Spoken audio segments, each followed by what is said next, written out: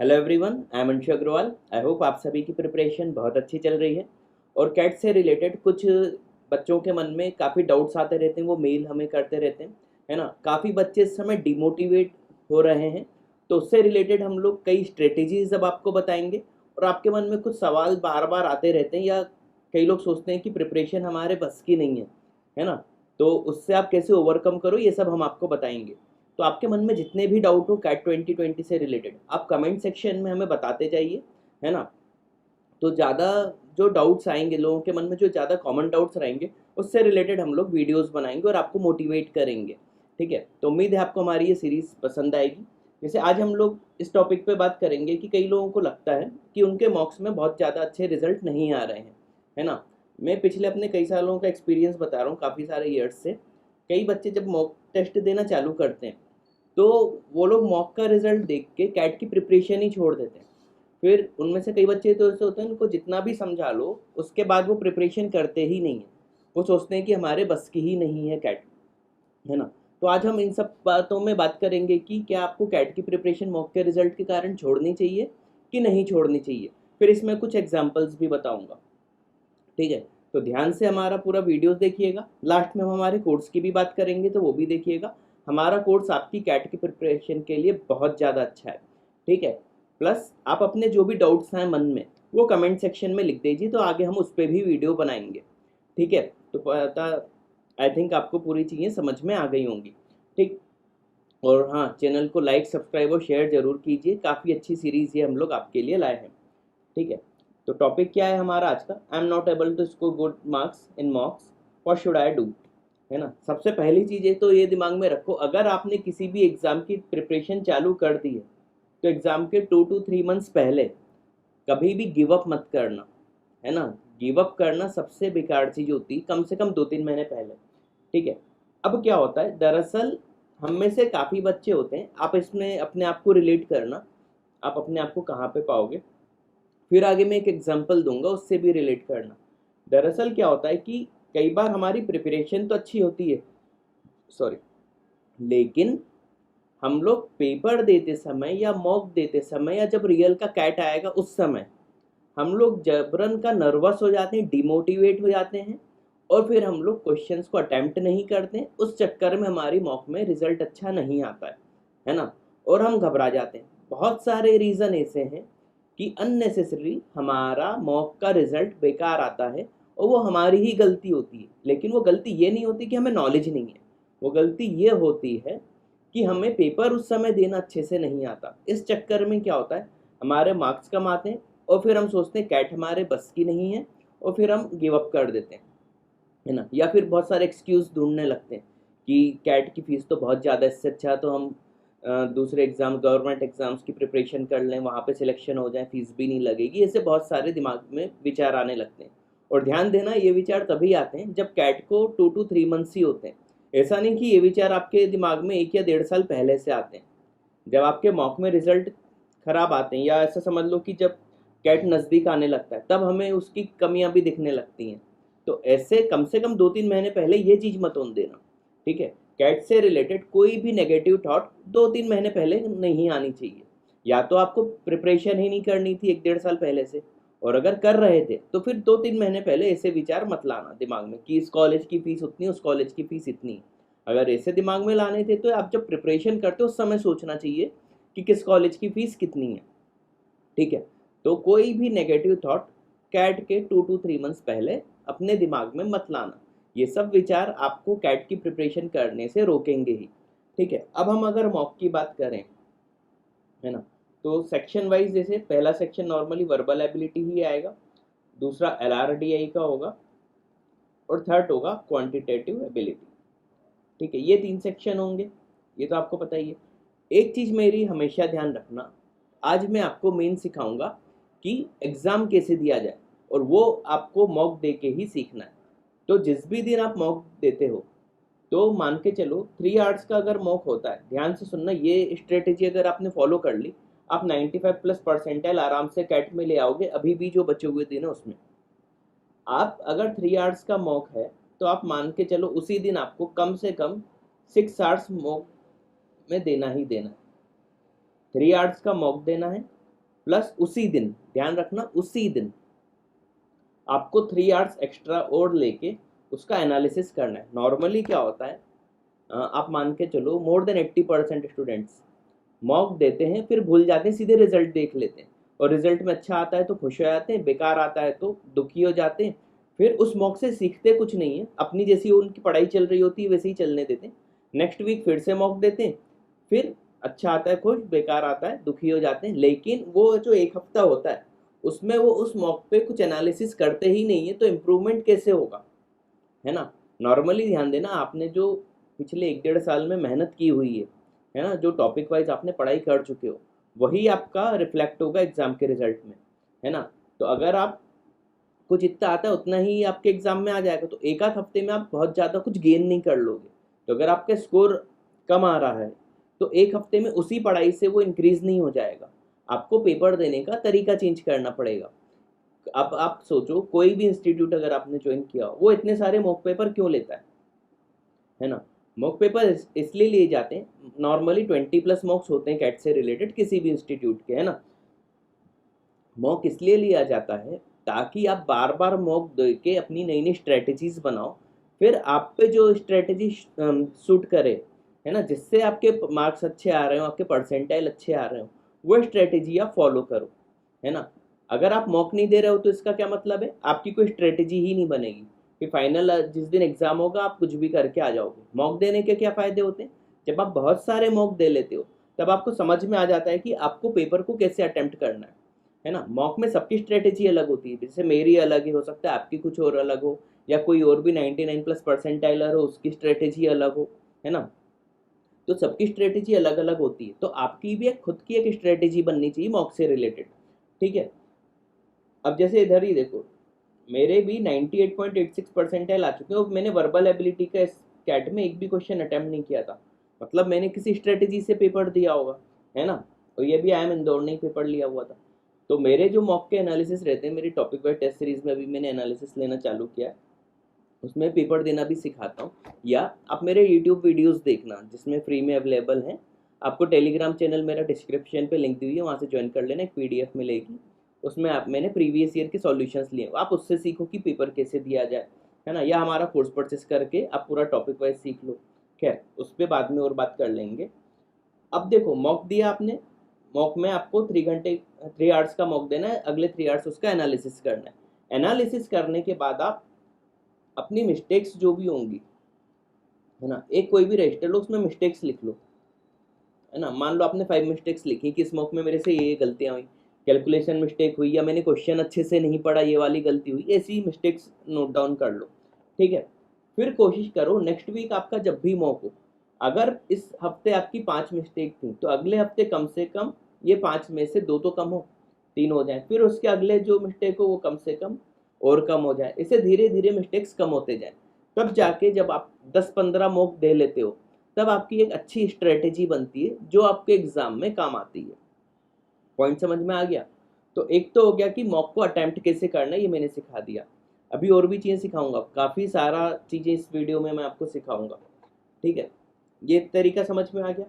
दूसरा, अब क्या होता है, चाहे तीनों सेक्शन में आप कोई भी कर रहे हो, है ना, एक चीज़ हमेशा ध्यान रखना है, मेरा इंटरव्यू दैनिक भास्कर में हुआ था, उसमें भी ये चीज़ उन्होंने मेंशन की थी।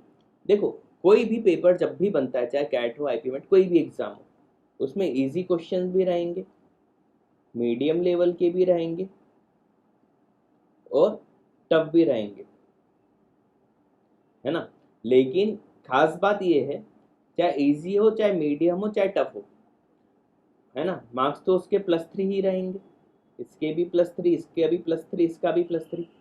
ध्यान से समझना चीज को, अगर आपने मेरी ये चीज समझ ली तो आप किसी भी एग्जाम में उसका कट ऑफ निकाल सकते हो, और एक अच्छे परसेंटाइल ला सकते हो, एक अच्छे कॉलेज में जा सकते हो। फिर हाँ, थोड़े और ज़्यादा क्वेश्चन कर लोगे तो फिर आईएम में भी जा पाओगे, लेकिन कैट में अगर 95+ के आसपास परसेंटाइल लाना है तो वो बहुत आसान काम है। हाँ, 98 99 प्लस में, 98 99 प्लस में थोड़ी और ज़्यादा मेहनत की ज़रूरत है, लेकिन 95 हम पेपर देने का तरीका सीख लें तो भी हम ला सकते हैं। अब इसको समझना ध्यान से, मान लो 5 क्वेश्चंस आते हैं किसी भी एग्जाम में, अब इसको आप अपने आप से रिलेट करना, आप अपने आप को इसमें कहाँ फिट बैठ के पाते हो, है ना। अगर आपने ये चीज़ समझ ली तो आप किसी भी एग्जाम में बहुत अच्छा स्कोर करोगे। मान लो 5 मिनट्स का ही पेपर है ना, और हमें 5 क्वेश्चंस अटेम्प्ट करने हैं, और इसी 5 क्वेश्चन में मैं तीनों वैरायटी के क्वेश्चन आपको दिखा दूंगा। मान लो फर्स्ट क्वेश्चन आ गया,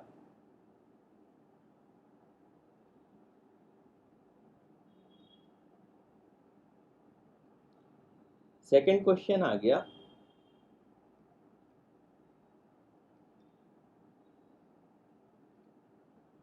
थर्ड क्वेश्चन मान लो आ गया,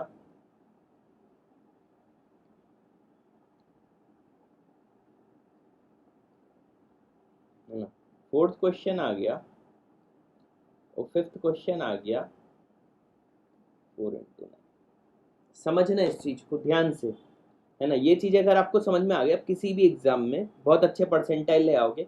लाइक मैं बार बार कहता हूँ कि देखो, मैंने विदाउट वर्बल एबिलिटी अटेम्प्ट किए हुए मतलब 98.86 परसेंटाइल ला चुका हूँ, वो भी आई एम इंदौर के एग्जाम में, है ना। ओवरऑल परसेंटाइल थी ये, है ना, सिर्फ क्वांट और एलआरडीआई की दम पे ओवरऑल 98.86, है ना। तो तरीका क्या होना चाहिए एग्जाम को, क्योंकि वर्बल तो मैं अटेम्प्ट करता नहीं हूँ, है ना। अब ध्यान से सीखना, 5 मिनट का ही क्वेश्चन है। अब हम में से क्या होता है, कई बच्चे देखो, अप्रॉक्सीमेटली बात करें 2 लाख लोग एग्जाम देंगे, है ना। उसमें हर तरीके के बच्चे होंगे, कुछ घबराते भी होंगे, कुछ कॉन्फिडेंट भी होंगे, कुछ ओवर कॉन्फिडेंट भी होंगे। ऐसे बहुत सारे बच्चे होते हैं, तो आप देखना आप किस कैटेगरी में हो। नॉर्मली क्या होता है, अभी पहले बात करते हैं, एक ऐसा बच्चा है जिसको सब कुछ आता है लेकिन फिर भी उसका एग्जाम में रिजल्ट नहीं आता, है ना। या आपने अपने रिलेशन में या पहचान में ऐसा देखा होगा, सॉरी, कई बच्चों को देख के ऐसा लगता है कि इसका एग्जाम में बहुत अच्छा रिजल्ट आएगा, इसको सब कुछ आता है, लेकिन फाइनली क्या होता है, उसका उस एग्जाम में सिलेक्शन ही नहीं होता। वहीं कई बच्चों को देख के हमें लगता है कि इसका तो कुछ नहीं हो सकता, है ना। उसके पापा भी डांटते रहते हैं, बेटा तेरा कुछ ना हो पाएगा, ऐसा ऐसा, लेकिन फाइनली जब रिजल्ट होता है तो उसका हो जाता है। ये सब क्या होता है वो मैं सिखाने की कोशिश करता हूँ। देखो क्या होता है, नॉर्मली मान लेते हैं हमारी बहुत अच्छी प्रिपरेशन है, हमें सब कुछ आता है। अब हमें सब कुछ आता है तो उसका भी कुछ नुकसान होता है, वो मैं बताता हूँ। अगर हमें पेपर देना नहीं आता, नॉलेज भले ही कितना हो, तो भी हमारा सिलेक्शन नहीं होगा। क्यों? क्योंकि पहला क्वेश्चन है, अब मान लो मैं बहुत ज़्यादा इंटेलिजेंट हूँ, मैं इसको अटेम्प्ट करूंगा और सॉल्व करने की कोशिश करूंगा, है ना। पहले 2 क्यूब 8 लिख दूंगा, 9 लिख दूंगा, फिर इसको मल्टीप्लाई करूंगा, है ना। लेकिन ये मैं 1 मिनट से ज़्यादा में करूंगा, तो इसको मैं मीडियम लेवल पे रखता हूँ क्वेश्चन, इसको मैं हार्ड लेवल पे रखता हूँ, इसको भी हार्ड लेवल पे रखता हूँ, और ये तीनों दोनों इजी क्वेश्चन है। अच्छा, मार्क्स तो सबके +3 और +3 ही हैं, है ना। अब मैं इसको सॉल्व करने की कोशिश करूंगा, हो सकता है मैं इसमें 1 मिनट से ज़्यादा लगा दूँ, ठीक। अब सेकंड क्वेश्चन, अब क्योंकि मैं बहुत ज़्यादा इंटेलिजेंट हूँ, है ना, मैं इसको भी सॉल्व करने की कोशिश करूंगा, लेकिन साफ दिख रहा है ये कि 1 मिनट में तो हो नहीं पाएगा। हो सकता है मैं 2-3 मिनट लगाऊं और इन्हीं 2 क्वेश्चन में मेरा टाइम खत्म हो जाए, है ना। इन्हीं 2 क्वेश्चन में टाइम खत्म हो गया, भले ही मैं कितना भी नॉलेजेबल था, लेकिन मैं कंपटीशन से अब बाहर हो चुका हूँ, है ना। पॉइंट समझ में आ रहा है। तो एक उस तरीके के बच्चे होते हैं जो हर क्वेश्चन अटेम्प्ट करने के चक्कर में अपना सिलेक्शन ही नहीं करवाते, तो इस कैटेगरी में बिल्कुल मत आना। दूसरे एक होते हैं जो अपने आप को कुछ ज़्यादा ही डिमोटिवेट कर लेते हैं। जैसे मान लो स्क्रीन पे पहला क्वेश्चन ये दिखा, मैं थोड़ा सा घबरा गया कि अरे यार ये तो थोड़ा टफ आ गया। सेकंड दिखा, अब तक तो मैं पूरा ही घबरा चुका हूँ, है ना। या थोड़ा बहुत जो बचा है वो थर्ड क्वेश्चन ने कसर निकाल दी। तो क्या होता है, कई बार जब हम पेपर देते हैं, स्क्रीन पे लगातार 3-4 अगर ऐसे क्वेश्चन दिख जाते हैं कि जो हमसे नहीं बन रहे होते, तो फिर आगे के क्वेश्चन हम देखते ही नहीं, हमारा पूरा कॉन्फिडेंस डाउन हो चुका होता है। फिर हम इजी क्वेश्चन पे भी ध्यान नहीं दे पाते और हमारा पेपर पूरा बिगड़ जाता है। तो कई बच्चे इस कैटेगरी में आते हैं, उस चक्कर में भी उनका पेपर खराब हो जाता है। अब आप देख लो, आप इस कैटेगरी में तो नहीं हो, मैक्सिमम बच्चे वैसे इसी कैटेगरी में होते हैं, अब जो मैंने बोला है ना। नॉर्मली क्या होता है कि अगर शुरुआत में उनको 2-3-4 टफ क्वेश्चन दिख जाते हैं, मेरे पहचान में एक स्टूडेंट थी मेरी, इन्हें उससे उम्मीद थी कि आम ही निकलेगा मतलब, लेकिन उनके साथ यही हुआ कि उन्होंने शुरू के 4-5 क्वेश्चन बहुत टफ टफ आ गए उसको, यानी स्क्रीन पे अब शफल क्वेश्चन रहते हैं, कुछ भी आ सकता है पहला दूसरा, तो वो इतना डिमोटिवेट हो गई तो उसने आगे के क्वेश्चन ढंग से पढ़े ही नहीं। ये बहुत दिक्कत हो जाती। वहीं अब दूसरे टाइप के बच्चों की बात करता हूँ, है ना, आप मुझे भी उसमें रख सकते हो, है ना। तो उनका भी नहीं होगा सिलेक्शन। अब देखो, जैसे मैंने पेपर दिया, मैं क्या करूँगा, पहला क्वेश्चन देखूंगा, मैं समझ जाऊंगा ये मीडियम लेवल का है, लेकिन इसको अभी अटैम्प्ट नहीं करूँगा, इस पर मैं मार्क कर दूंगा कि इसको करना है लेकिन थोड़ा बाद में करना है। तो फर्स्ट क्वेश्चन को हमने क्या किया, मार्क कर दिया बात के लिए। सेकंड तो मैं देखते से ही छोड़ दूंगा, इसको करना ही नहीं। थर्ड भी मैं देखते से ही छोड़ दूंगा। तो देखो 5 मिनट का ही पेपर था, मैंने विद इन 30 सेकेंड्स, है ना, 3 क्वेश्चन रिजेक्ट भी कर दिए। अभी भी मेरे पास 4 मिनट्स 30 सेकेंड्स बचे हुए हैं। ये होता है पेपर देने का तरीका। सबसे पहले देखो, सबके अगर मार्क्स इक्वल है तो मैं इजी क्यों ना करूं। अब ये क्वेश्चन तो मैं 30 सेकेंड्स में कर लूंगा मैक्सिमम, तो नेक्स्ट 30 सेकेंड्स में मैं क्या करूंगा, फोर्थ और फिफ्थ क्वेश्चन कर लूंगा, तो मेरे 6 मार्क्स तो पक्के हो गए। ठीक है, ये होता है पेपर देने का तरीका। तो देखो एक ही मिनट में मेरे 6 मार्क्स आ गए, 2 क्वेश्चन। ये 2 क्वेश्चन का मतलब है मेरे 90% तो आ चुके हैं। समझ गया पेपर कैसे देना है। सबसे पहले इजी इजी करना है। ठीक, अभी भी मेरे पास 4 मिनट्स बचे हुए हैं। अब मैं उस मीडियम वाले क्वेश्चन पे जाऊंगा। ठीक है, इसको करूंगा, मान लो 2 मिनट इसमें लग गए। अभी भी मेरे पास 2 मिनट बचे हुए हैं और मेरे 3 क्वेश्चन हो चुके हैं। इस क्वेश्चन को करते से ही मेरे परसेंटाइल 95 से ऊपर ही आएंगे। अब देखो ये जो 2 क्वेश्चन बचे हुए हैं, मेरे पास 2 मिनट भी बचे हुए हैं। अगर इनमें ऑप्शन है तो मैं इनको ऑप्शन से करने की कोशिश करूंगा। तीनों की यूनिट डिजिट निकाल ली, मल्टीप्लाई करके देख लिया, अगर ऑप्शन उससे मैच कर गया तो मेरा एक और सही हो जाएगा, फिर थोड़ा गेस वर्क भी चल जाएगा। तो अगले 2 मिनट में अगर इन दोनों में से मैंने एक भी क्वेश्चन बना लिया तो मेरे को एक अच्छा एम भी मिल जाएगा। ये होता है पेपर देने का तरीका। सबसे पहले इजी क्वेश्चन करो, फिर मीडियम लेवल के, फिर हार्ड लेवल के। ठीक है, ये मेरी स्ट्रेटेजी है, लेकिन आपकी कुछ और भी बन सकती है। उसके लिए आपको 15 to 20+ मॉक्स देने पड़ेंगे, और शुरू के 2-3 मॉक दे के ही घबराना नहीं चाहिए, है ना। शुरुआत में कम मॉक्स में मार्क्स आए तो कोई दिक्कत नहीं, हाँ, लेकिन धीरे धीरे वो इंक्रीजिंग ऑर्डर में होना चाहिए। मॉक के रिजल्ट कभी भी डिक्रीजिंग ऑर्डर में ना आए। हाँ, कभी एक आध दो मॉक में फ्लक्चुएट हो जाए तो चलेगा, लेकिन कंसिस्टेंट अगर हम बात करें तो वो इंक्रीजिंग ऑर्डर में ही होना चाहिए। उसके लिए क्या करना है, आपको अपनी गलतियां नोट डाउन करनी है, उनसे सीखना है, और धीरे धीरे जैसे जैसे सीखते जाओगे आपका स्कोर बढ़ते जाएगा। तो मेरे ख्याल से 10 मॉक के बाद आपका रिजल्ट आपको अच्छा दिखने लगेगा। लेकिन हाँ, गलतियों से नहीं सीखोगे तो रिजल्ट वो कांस्टेंट ही रहेगा, कभी नहीं सुधरेगा। मेन तरीका है, याद रखना, सबसे पहले इजी करना है, फिर मीडियम करना है, फिर टफ करना है। ठीक है, खैर यहाँ तक आते आते टाइम ही खत्म हो जाता है। तो अगर मेरा ये वीडियो आपको पसंद आया हो, इसको काफ़ी लाइक कीजिए, शेयर कीजिए, सब्सक्राइब कीजिए हमारे चैनल को, है ना। ऐसे ही और आपके मन में जो भी डाउट हो कैट से रिलेटेड, कमेंट सेक्शन में लिखिए। आपके जो अच्छे अच्छे डाउट्स होंगे जिसमें आप डिमोटिवेट होते हो, उनकी हम कोशिश करेंगे कि वीडियो बनाएं उनके ऊपर। ठीक है, अब अगर जिनको हमारा वीडियो कोर्स परचेस करना है तो स्क्रीन पे कुछ डिटेल्स हैं, आप देख सकते हो, है ना। हमने हर टॉपिक को बेसिक से हाई लेवल पे कवर किया है, चाहे वो हमारा मैथ्स का वीडियो कोर्स हो, चाहे LRDI का वीडियो कोर्स हो, है ना।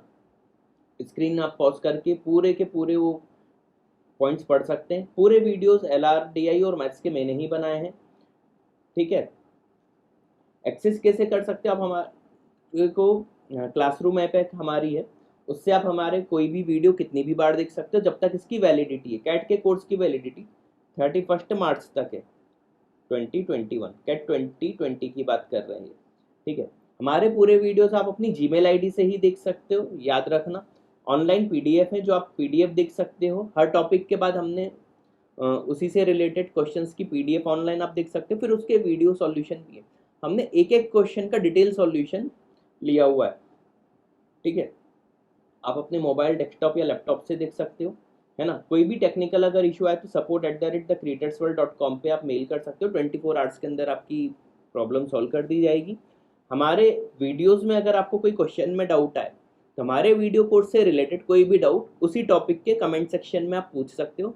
विद इन 24 आवर्स आपका वो डाउट सॉल्व कर दिया जाएगा। ठीक है, काफ़ी अच्छे से वीडियोस बनाए, बेसिक टू हाई लेवल आपका सब कुछ कवर इसमें हो जाएगा। ध्यान रखना, आप अपनी जीमेल आईडी से ही हमारे वीडियोस देख सकते हो। ठीक है, फीस जो है मैथ्स वीडियो कोर्स की 12,000 है, LRDI की भी 12,000 है। टॉपिक वाइज टेस्ट सीरीज हमारे वीडियो कोर्स के साथ हम फ्री में देते हैं। ठीक है, फुल लेंथ टेस्ट सीरीज का प्राइस 5,000 रुपीज़ है, तो टोटल प्राइस ये 29,000 है। लेकिन अगर आप पूरा कोर्स एक साथ परचेस करते हो तो ये 24,000 इसका प्राइस है। ठीक है, वैलिडिटी है 31 मार्च 2021। 31 मार्च तक आप हमारा कोई सा भी वीडियो कितनी भी बार देख सकते हो। ठीक, ये पेमेंट डिटेल्स दी हुई हैं, ये बैंक की डिटेल्स हैं। ये गूगल पे के थ्रू आपको पे करना हो तो ये भीम ऐप के थ्रू आप QR कोड स्कैन करके इधर से पे कर सकते हो। पेटीएम के थ्रू पे करना हो तो ये भी आपको डिटेल दी हुई है। पेमेंट जैसे ही हो जाए तो आप ट्रांजेक्शन डिटेल्स हमें support@thecreatorsworld.com पे सेंड करेंगे, है ना। आपने जो भी कोर्स परचेस किया उसका नाम हमें बता दीजिएगा, और जैसे ही पेमेंट का कंफर्मेशन हो जाएगा आपको हम 24 आवर्स के अंदर हमारे क्रिएटर्स क्लासरूम में ऐड कर लेंगे। जैसे ही आप ऐड हो जाओगे आप कोई सा भी वीडियो एक्सेस कर सकते हो, ठीक है। आप कोई से भी टॉपिक पढ़ सकते हो, लेकिन हाँ, इसमें मेरी सजेशन रहेगी जिस सीक्वेंस में हमने टॉपिक बनाए हुए हैं उसी सीक्वेंस में वीडियो देखना आपके लिए काफ़ी बेनिफिशियल रहेगा। एक चीज़ ध्यान रखना, आप अपनी जीमेल आईडी से ही हमारे वीडियोस देख पाओगे, जो जीमेल आईडी हम आपकी इनेबल करेंगे हमारे कोर्स के लिए, ठीक है। तो उम्मीद है हमारा वीडियो ये आपको काफ़ी पसंद आया होगा। Thanks for watching this video.